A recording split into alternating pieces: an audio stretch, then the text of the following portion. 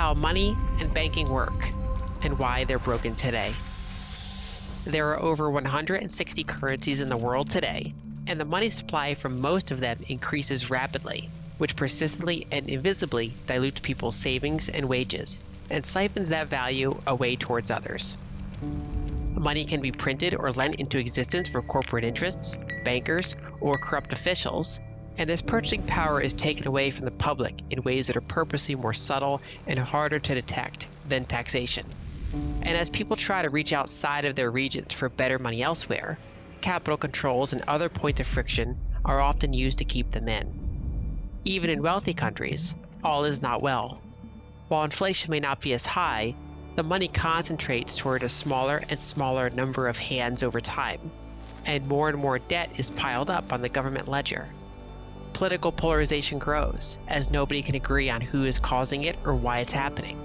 Improving technology should make things cheaper over time, but central banks' inflation mandates are to ensure that prices continually increase instead, by continually expanding the amount of money in the system.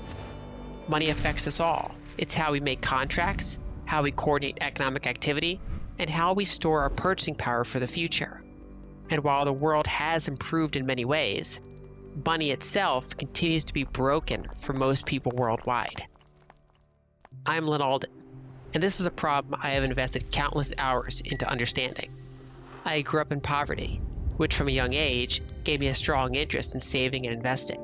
In my adult life, my husband and I split our time each year between the United States and Egypt, since our shared roots, families, and friends are in both places. So, I see firsthand the troubles that broken money can cause, both subtly in a developed country and more overtly in a developing one. I currently analyze and invest in the global financial system as a profession. But before that, I was an engineer building, taking apart, and understanding complex systems. I view money as another system I must take apart to understand. This video aims to distill the knowledge I've gathered on this topic. For a deeper dive, refer to my book, Broken Money: Why Our Financial System is Failing Us and How We Can Make It Better. For us to understand our monetary system from the top down, we must start at the bottom and work our way up. Let's rip away the complexities and pose a fundamental question. What is money? Trading goods on the spot is a challenge, as there are more ways a trade can fail than succeed. If you have extra spears but lack furs, and I have extra furs but lack spears, that's a relatively rare scenario where our needs align. When this barter system scales to an economy that produces 5 different products, it results in 10 unique trading pairs. With 20 different products, there are 190 trading pairs. And with 100 different products, that number of trading pairs grows to 4,950. Clearly, a more efficient trading method is needed. One way to address this is by making the timing of a transaction more flexible. Suppose you have extra spears and are short on furs, while I have extra spears and furs, but I don't need anything from you. If you ask me for furs, I could give you some in exchange for an unspecified favor at a later date. This is called flexible social credit. In settings with family and friends, gifts are exchanged as a form of social credit with no specific expectation of repayment. And outside of close relations, people keep track of who is helpful and who is a burden. When a well-liked community member needs help, others are more generous with their offerings because of the social history attached to the person in need. In larger settings, credit systems adhere to a more formal type of credit. In these systems, a person can borrow some value in the present, but they must promise to repay it later. And there's often some local authority that sets the rules regarding how credit is handled. Suppose a baker needs meat from a butcher, but the butcher already has bread. The baker can create, quote, bread credits, where each credit is a promise that can be exchanged for bread in the future. If the butcher trusts these bread credits will hold that promise, they make a transaction. Still, the butcher takes on some risks, in this case, trusting that the baker will remain in business. Another solution is to use a commodity as money. Rather than finding a person who has what you specifically need, and where you also have what they specifically need, people can use a portable, divisible, durable, scarce, and widely desired universal good as one side of every transaction.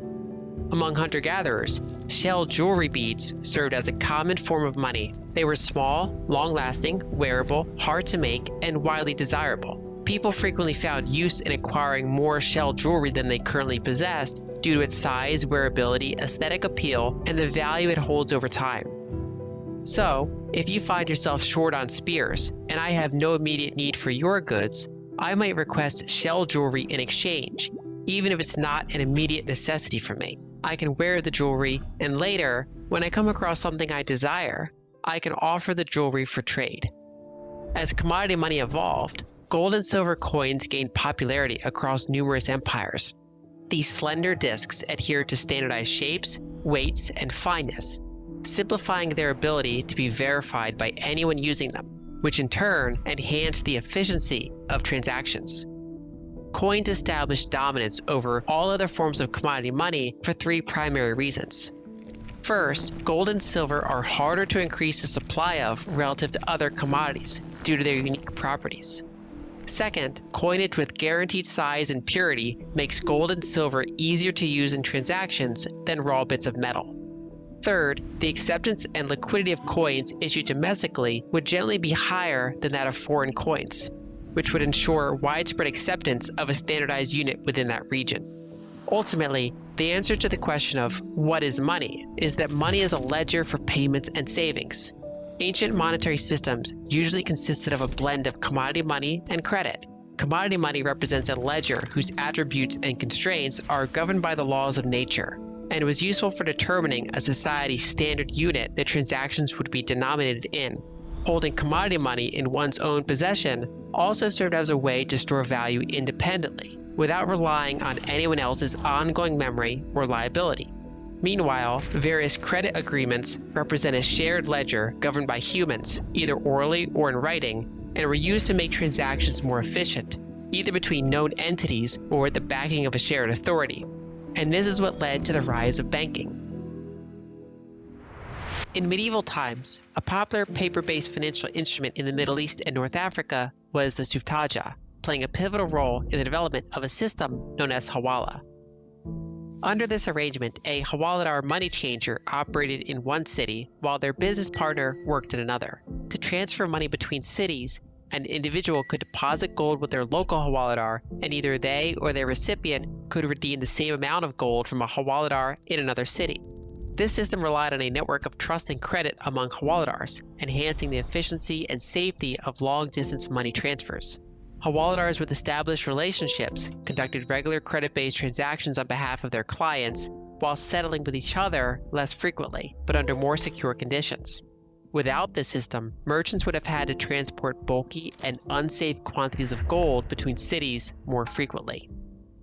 This idea of a paper-based credit system eventually made its way into Europe through trade and warfare interactions between Christians and Muslims. With the advent of the Renaissance in Europe, the development of double-entry bookkeeping facilitated increasingly intricate credit arrangements and the emergence of well-known financial institutions. The invention of the printing press further enabled the creation of more complex financial paper instruments based around increasing levels of negotiability.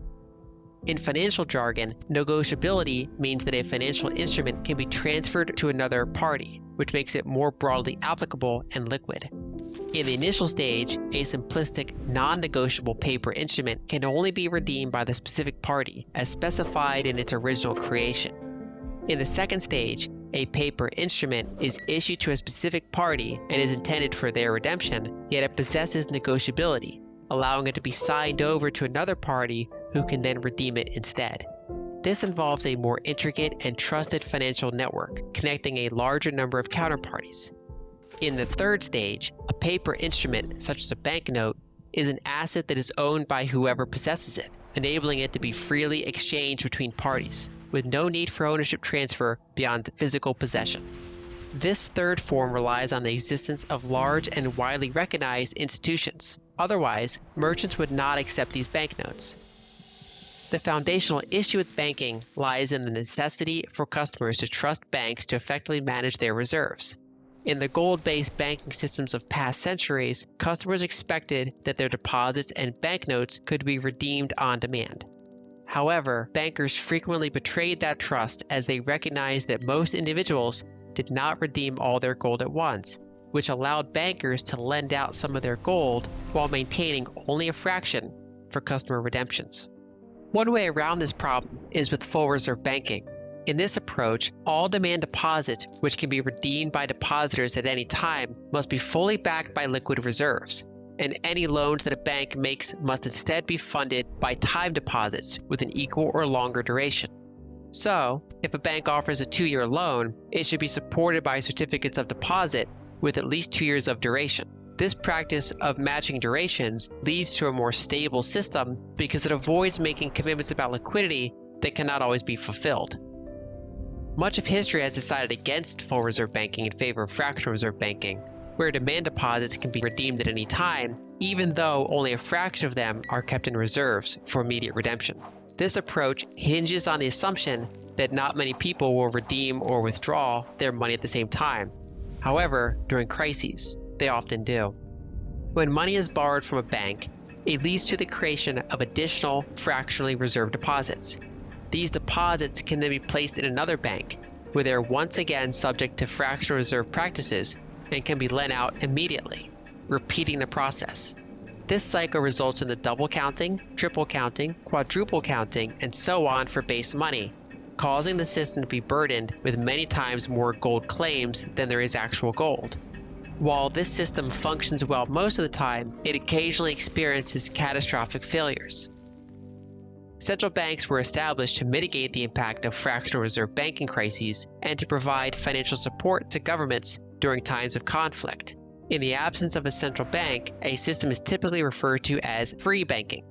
Under a free banking arrangement, banks safeguard their own gold, issue deposits, and distribute banknotes redeemable for gold, although they still normally have to follow regulations placed on them by the government. In contrast, when a central bank is established and granted monopoly status by the government, all banks are required to deposit their reserves with the central bank, which holds the gold on their behalf. This setup involves fractional reserve practices even within the central bank that manages the reserves. When a fractional reserve bank faces a run on its reserves, it can borrow from other banks using its loan assets as collateral.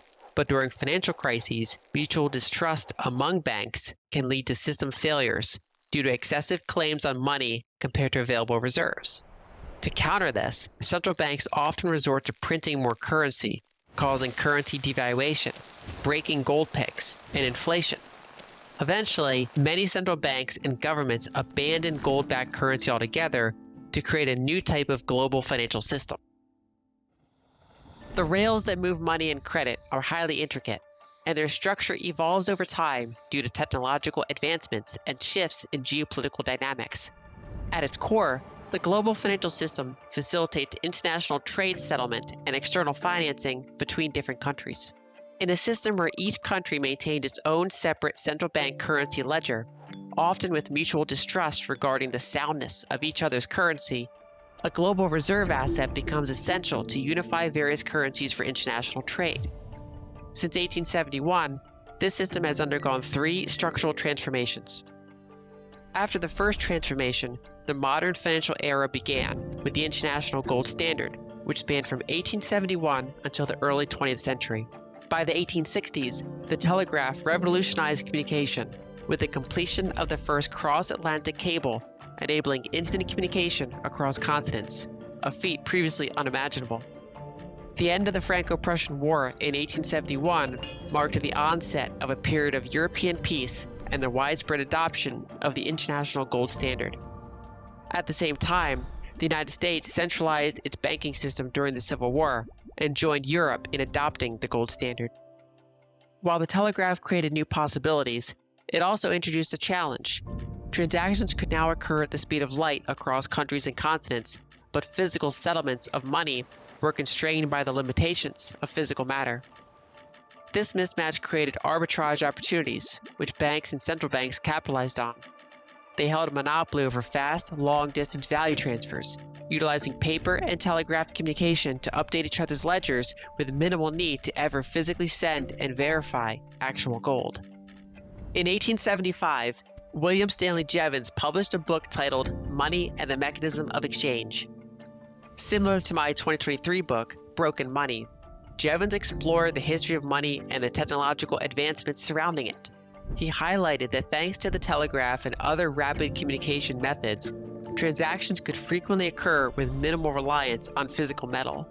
The global financial system was gravitating towards centralization, particularly around London, where bankers could efficiently transact through a centralized clearinghouse. Jevons also recognized the substantial risks accompanying this growing efficiency. He emphasized that there are approximately 20 times more claims for gold than actual gold reserves.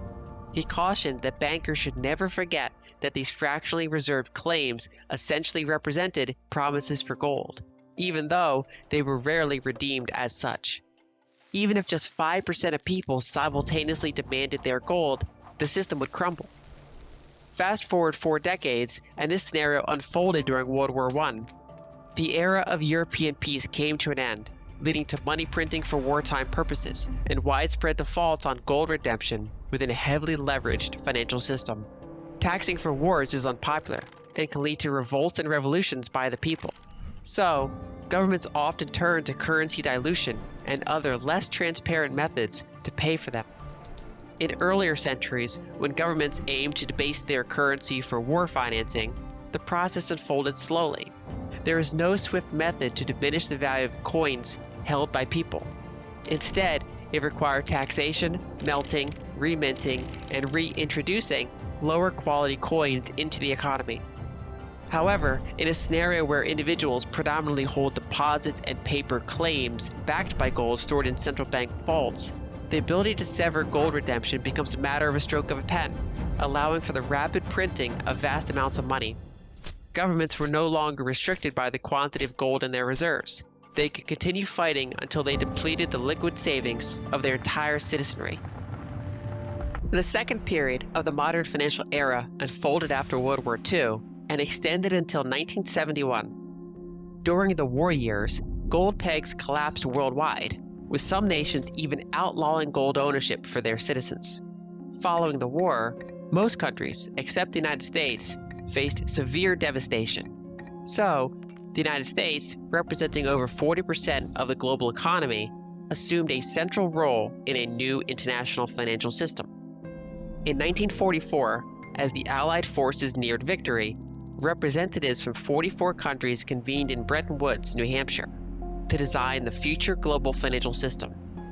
Britain advocated for a system centered around a neutral reserve asset called a banker, while the United States pushed for pegging all currencies to the dollar, with the dollar itself tied to gold.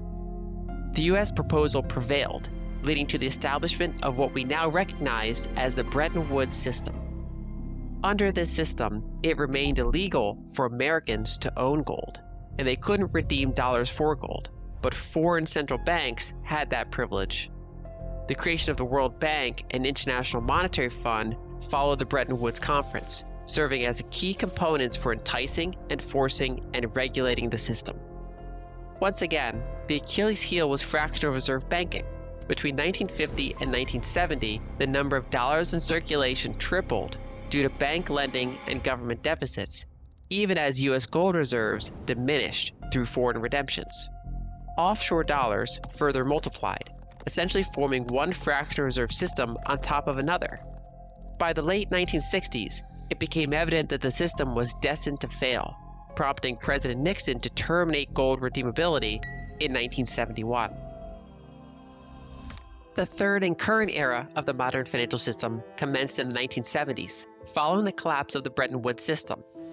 After 1971, the world found itself in an entirely unbacked monetary system, marking a significant departure from previous eras.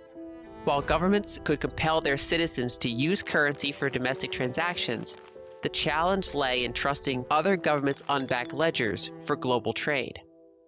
During this period, the United States still held the world's largest economy, military power, and global dollar network effects from the Bretton Woods era.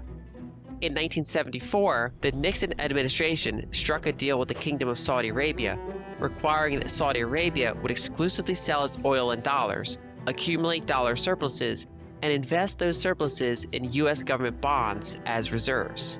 In return, the U.S. would offer lucrative arms deals and military protection. This practice extended to other OPEC countries, giving rise to the petrodollar system.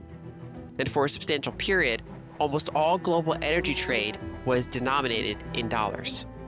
Throughout these three eras, the gold standard, where nations supported their currencies with gold reserves, the Bretton Woods system, characterized by the United States' substantial gold holdings and other countries pegging their currencies to the dollar, and the petrodollar system, where the US dollar and US government bonds serve as the pillars of global trade, one can see a gradual shift toward two defining features: centralization and abstraction. Since the invention and deployment of the telegraph in the latter half of the 19th century, the global financial system has witnessed a consolidation of power and a separation from reality. The ability for transactions to occur globally at the speed of light, while physical monetary settlements can only happen at the pace of material transfer, requires a level of credit abstraction to work.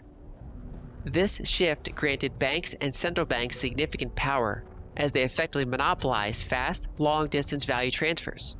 Eventually, they could just drop material transfer from the system altogether and define money entirely around central bank ledgers. Central banks took on the role of managing the ledgers for their respective countries, and notably, the Bank of England in the past and the US Federal Reserve in the present have also served as the global ledgers that bound international trade together. As a result, there are approximately 160 different currencies worldwide, each holding a local monopoly within its own jurisdiction, with limited or no acceptance beyond its borders. Currencies of wealthy nations tend to lose value slowly, while most currencies lose value quickly. The anchor of this global financial architecture between all these currencies is the US dollar. Countries maintain dollar-denominated assets in reserves, denominate significant portions of international trade contracts in dollars, and access dollar-denominated financing from foreign creditors. This greatly benefits the United States geopolitically, even though it doesn't necessarily benefit all Americans. For instance, the United States can devalue the dollar through softer monetary policies, thereby diminishing the purchasing power of currency reserves held by creditor nations. Or the United States can strengthen the dollar through tighter monetary policies, increasing the value of liabilities owed by debtor nations and sending them into financial crises. The failure rate for currencies around the world is very high. In the 1990s, Brazil, at the time the fifth most populous country in the world, experienced severe hyperinflation.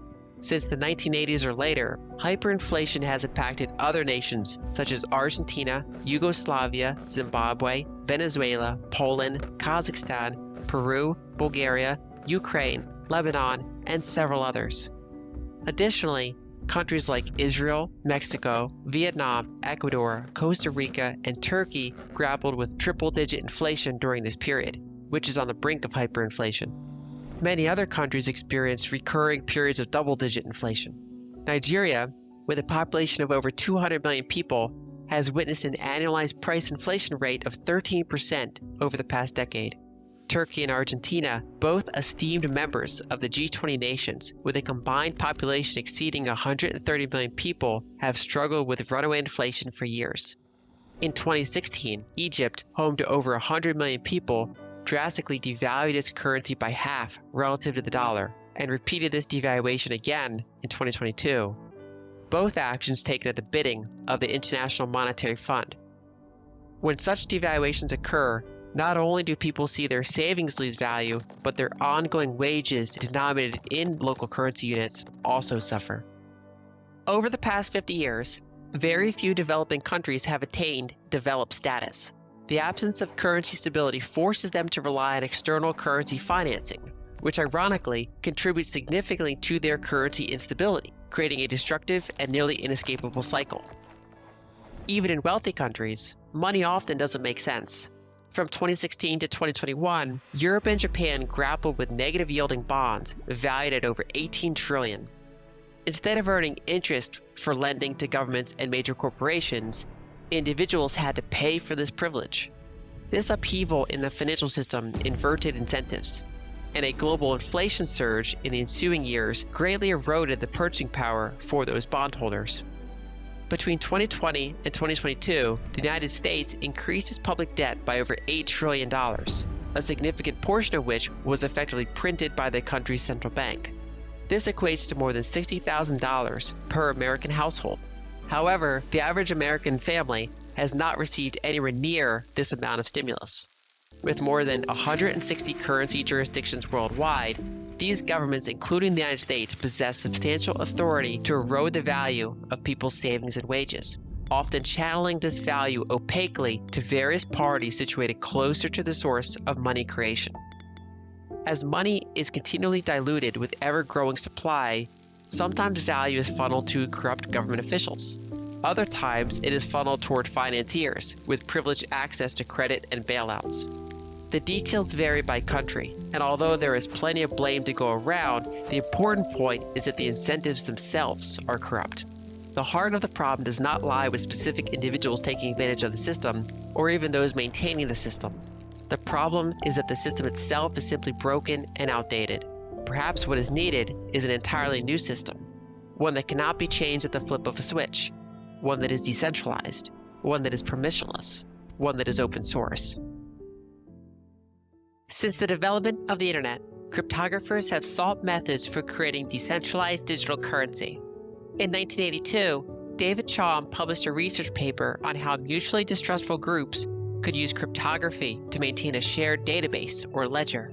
During the 1990s and early 2000s, figures like Adam Back, Nick Szabo, and Hal Finney explored ways to create digital tokens supported by electricity and processing power, a concept known as proof of work. In 2008, an anonymous programmer using the name Satoshi Nakamoto published the Bitcoin white paper, which expanded on these earlier ideas. It outlined a method for creating a decentralized digital currency using a distributed network of nodes and transaction timestamping through cryptography and proof of work. In 2009, Nakamoto released the open source application to implement his design, and thus the Bitcoin time chain was born. What makes Bitcoin remarkable is its ability to enable bearer asset final settlements at the speed of light. It effectively closes the speed gap between transactions and settlements that has persisted since the late 19th century. In other words, it's the first workable way to quickly send money long distances without relying on centralized intermediaries and credit. And it comes with its own finite unit of account that cannot be diluted. For the past 15 years, Bitcoin has been refined in various ways, tested to see how robust it is to attacks, and copied by competitors to see if there's any way to do it better. So far, it has continuously remained the largest, most liquid, most decentralized, and most secure cryptocurrency. Although it has been volatile, Bitcoin has reached higher highs and higher lows of market value and adoption, cycle after cycle. Bitcoin works because anyone can run an open source node on a simple device such as a laptop, and these nodes all store the full history of the ledger. Users possess private keys, enabling them to sign transactions and pay fees to move coins or fractional coins between addresses.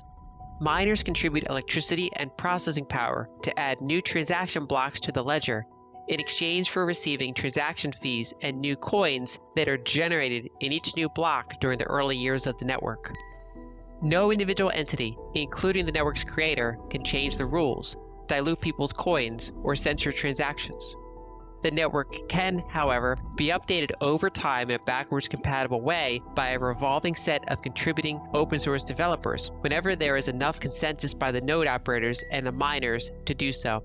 While additional layers can enhance Bitcoin's speed, transaction throughput, or programmability, the base layer remains simple and robust, with an eventual fixed supply of 21 million Bitcoins generated by miners over time in a pre-programmed deflationary pattern since inception. Value can be sent to anyone with an internet connection or brought with anyone globally. Bitcoin is decentralized digital money, offering a viable alternative to inflationary, centralized banking ledgers. This technology is helping to pierce the 160 different fiat currency bubbles that people are trapped in. Cash and gold can be blocked in airports, and bank transfers are tightly controlled, but people can send Bitcoins directly to others across borders, or bring their Bitcoins with them as they move around the world, just by writing down or memorizing 12 words representing their private key. People can protect themselves against monetary dilution and financial censorship. In a world where half of the population lives under varying shades of authoritarianism and billions of people live with persistently high inflation, the ability to fracture these 160 currency silos and connect them together should not be underestimated. However, this technology has also catalyzed the development of more centralized digital currencies. Private stablecoins, for instance, enable collateralized dollar tokens to trade on multiple blockchains, providing people in numerous highly inflationary countries easier access to US dollars for savings. Additionally, governments have explored and sometimes launched central bank digital currencies, which are digitally native, even more centralized versions of fiat currencies. This era marks a fork in the road, offering two distinct paths going forward. Over the past century and a half, within the telecommunication age, the global financial system has gravitated toward increased centralization, abstraction, and inflation, driven by the gap in speed between transactions and settlements, and relying on ever-expanding credit to bridge this gap. Most technologies in the past that made money more efficient have come at the cost of making it more centralized and controlled. On one path going forward, central bank digital currencies can continue the prior trend of ever more centralized systems that enable precise control and authority and dilution by nation-states over their citizens. On the other path, the emergence of Bitcoin and other open-source cryptographic technologies facilitating rapid digital settlements without the need for credit in a peer-to-peer manner charts a course that diverges from this trend, leading toward a more decentralized, streamlined, and deflationary monetary system. Money is a shared ledger, prompting the central question of who governs this ledger. Early credit systems were governed by local communities. Commodity money abided by natural laws. Fiat currencies came under the jurisdiction of banks and nation-states. And open-source, decentralized money like Bitcoin is governed by its users and selected by market forces. In modern times, our money has been broken because it has been centralized, closed, and corrupted in 160 different ways. If we're going to fix it in the digital age, a powerful method would be to make it more decentralized, open, and transparent, so that it can strengthen people as individuals, while at the same time shattering the financial silos that separate us. With open source money, anyone can hold it, anyone can send it, anyone can bring it with them, anyone can build new technologies that make it better, and everyone across borders can be connected by it. If you enjoyed this video, share it with a friend. If you want to learn more about these topics, check out my book, Broken Money: Why Our Financial System is Failing Us and How We Can Make It Better.